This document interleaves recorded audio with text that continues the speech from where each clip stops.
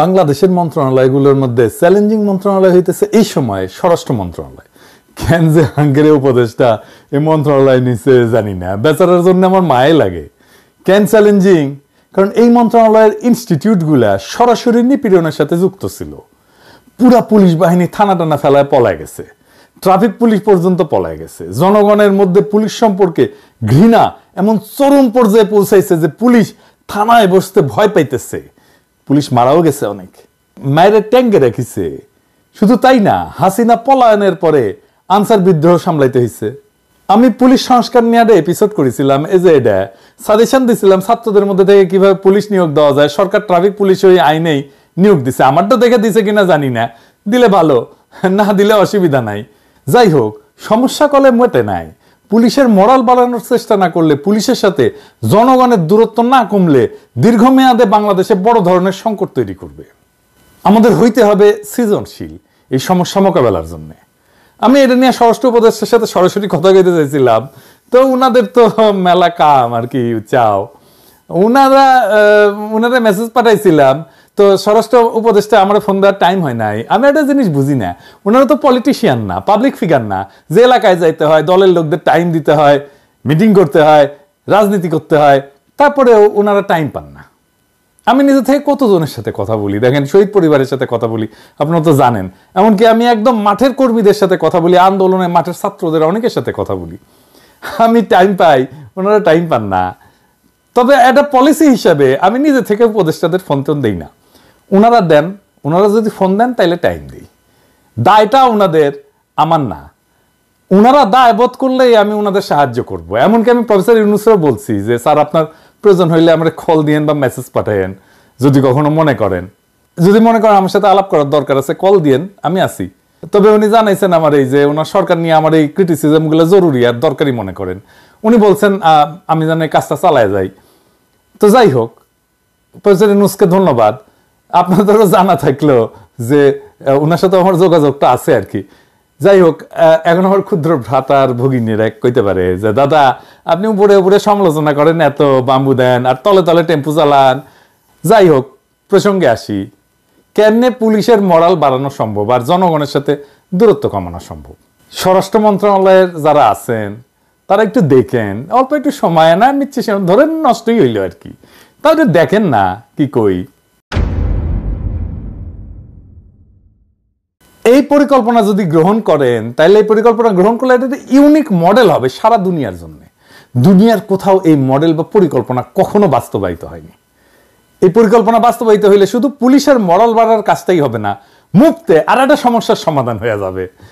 তো এই কথাটা কওয়ার সময় আমি আমার প্রফেশনাল পেশাদার জীবনের, প্রফেশনাল ক্যারিয়ারের একটা বেদনার কথা বলি আর কি, আমার ক্ষুদ্র ভ্রাতার ভগ্নীদের জন্য। আপনারা হয়তো সৃজনশীল কোনো সমাধান দিলে ইনকা একটা প্রবলেমে পড়তে পারেন। আমি যতগুলো ইউনিক সলিউশন দিছি আমার পেশাগত জীবনে, বেশিরভাগ ক্ষেত্রে উত্তর আসিছে আমার বসদের কাছ থেকে যে এটা কেন আর কেউ আগে করে নাই।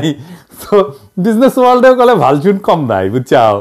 তো যাই হোক, আসেন পরিকল্পনায়।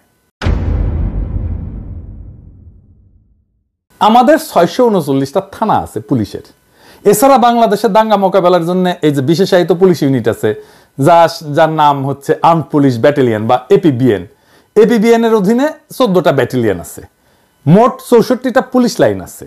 এছাড়া মেট্রোপলিটন এলাকাগুলোর জন্য আলাদা পুলিশ লাইন আছে। এছাড়া হাইওয়ে পুলিশ আছে, ইন্ডাস্ট্রিয়াল পুলিশ আছে, রেল পুলিশ আছে, ফাইনালি সারদায় পুলিশ একাডেমি আছে।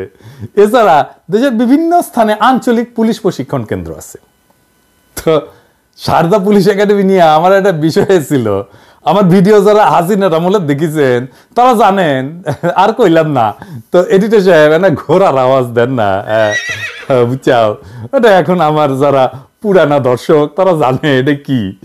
প্রফেসর ইউনূসের উপদেষ্টা মন্ডলী শুনে রাখেন, হাসিনার মন্ত্রীদের কালে ওই সারদা একাডেমির ঘোড়ার থেরাপি দিতাম নিয়মিত। এডিটর সাহেব আর এবার সাউন্ড দেন, আপনাদের যেন দিতে না হয়। আমি কালে থেরাপি দিতে দ্বিধা করবো না, বুঝাও, শুনে নিয়েন এই থেরাপিটা কি জিনিস। যাই হোক, এই সমস্ত জায়গায় যেগুলো কথা কইলাম, এই যে পুলিশের যতগুলো অফিস আছে, থানা আছে, ইত্যাদি ইত্যাদি, এই জায়গায় মূলত থানাগুলোতে যোগ্যতা অনুসারে 2 বা ততোধিক এই বিপ্লবে আহত ছাত্রদের নিয়োগ দেওয়া হোক পাবলিক রিলেশনস অফিসার হিসেবে। সারদা একাডেমি এবং পুলিশ ট্রেনিং একাডেমিগুলোতে ট্রেনার হিসেবে নিয়োগ দেওয়া যেতে পারে, পুলিশ লাইনে সাপোর্ট স্টাফ হিসেবে। কিন্তু থানাগুলোতে যেখানে জনগণের সাথে যোগাযোগ, সেখানে পাবলিক রিলেশনস অফিসার হিসেবে। পুলিশ নিজে দেখবে তাদের দানব হয়ে ওঠার ফল কি হয়েছে। তাদের সামনে নিরন্তর একটা জ্বলন্ত উদাহরণে ঘুরে বেড়াবে আহত ছাত্র জনতা। পুলিশের মধ্যে রিমোর্স বা অপরাধ বোধ ঢুকবে। তারা এরপরে নির্মমতা করতে গেলে ওই আহতদের ছবি তাদের চোখের সামনে ভেসে উঠবে। আবার উল্টা দিকে দেখেন, একজন সাধারণ মানুষ যখন থানায় সেবার জন্য আসবে, সে দেখবে এই বিপ্লবে আহত ছেলেদের কাজ করতে, সেবা দিতে। স্বাভাবিকভাবেই জনতার হৃদয় আর্দ্র হবে, পুলিশের প্রতি তার কঠোর মনোভাব পরিবর্তিত হবে এবং জানবে আহত ছাত্র একজন পুলিশ। পুলিশের জনবিচ্ছিন্নতা কাটবে। এই আহত ছাত্ররা বিশেষ পোশাক আর টুপি পরতে পারে, যেমন লাল টুপি পরতে পারে। এই ব্রিগেডের একটা আলাদা নাম দেওয়া যেতে পারে, যেমন ধরেন জুলাই ব্রিগেড। ভেবে দেখেন, দাঙ্গা পুলিশের অপারেশন হয়ে যাচ্ছে কোথাও, আর দাঙ্গা থামাইতে সামনে ক্র্যাশে ভর দেওয়া 10-12 জন জুলাই ব্রিগেডের সদস্য আহত ছাত্র জনতা। ওইখানে পুলিশের কোনো অ্যাকশনে যাইতে হবে না।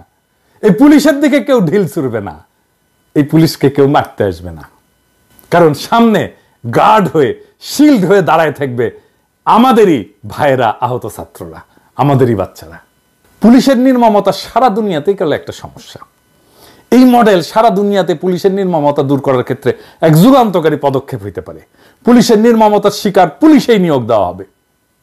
এই পরিকল্পনাটা অত্যন্ত, বুঝতেই পারতেছেন যে ইউনিক এবং মানবিক দৃষ্টিভঙ্গি দিয়া চিন্তা করে বাইর করছি আর কি, যা সারা পৃথিবীতে নজিরবিহীন। এটা শুধু বাংলাদেশের মতো উন্নয়নশীল দেশগুলোতে না, এমনকি উন্নত দেশগুলোতেও একটা যুগান্তকারী মডেল হিসেবে প্রতিষ্ঠা হইতে পারে। আসেন আমরা দেখি এই পরিকল্পনার ইউনিক দিকগুলা কি কি। 1 নাম্বার, পুলিশ বাহিনীর মধ্যে রিমোর্স বা অনুশোচনা তৈরি হবে।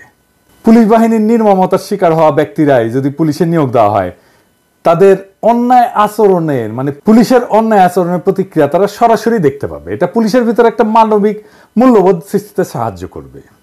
2 নাম্বার, আহতদের পুনর্বাসন। এইটা হয়ে যাবে, একটা বড় অংশের পুনর্বাসন হয়ে যাবে এই প্রক্রিয়ার মধ্যে দিয়া, 2 পক্ষেই লাভ। 3 নাম্বার, পাবলিক রিলেশন উন্নত হবে। যেমন আহত ছাত্র বা নাগরিকদের পাবলিক রিলেশন অফিসার হিসেবে নিয়োগ দিলে সাধারণ জনগণের কাছে পুলিশের ভাবমূর্তি পরিবর্তিত হবে।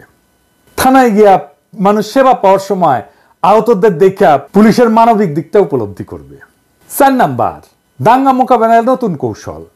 ধরেন দাঙ্গা মোকাবেলার সময় আহত এবং ক্র্যাশে ভর দিয়া দাঙ্গার সামনে দাঁড়ানো জুলাই ব্রিগেড দাঙ্গা প্রশমনে সহায়ক হবে।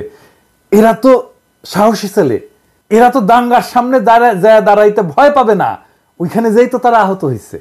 এবং তাদেরকে যখন সামনে দেখবে, তখন এই পুলিশের উপরে থেকে ঢিল ছুড়বে না। এই কৌশলে পুলিশকে সহিংসতা ছাড়া পরিস্থিতি নিয়ন্ত্রণে সাহায্য করতে পারে। 5 নাম্বার, বিশ্বব্যাপী পুলিশের নির্মমতা সমস্যার সমাধানের মডেল হিসাবে এটা দাঁড়ায় যেতে পারে। আমেরিকা, ইউরোপ, এমনকি অন্যান্য দেশে পুলিশের নির্মমতা একটা বড় সমস্যা। এই মডেল সেইখানে গ্রহণযোগ্য হইতে পারে। রেস্টোরেটিভ জাস্টিস প্রোগ্রাম বলে একটা মডেল আছে, যাতে নির্যাতিতদের সাথে অপরাধীদের সামনাসামনি বসানো হয়, যাতে অপরাধীরা তাদের কর্মের প্রভাব বুঝতে পারে।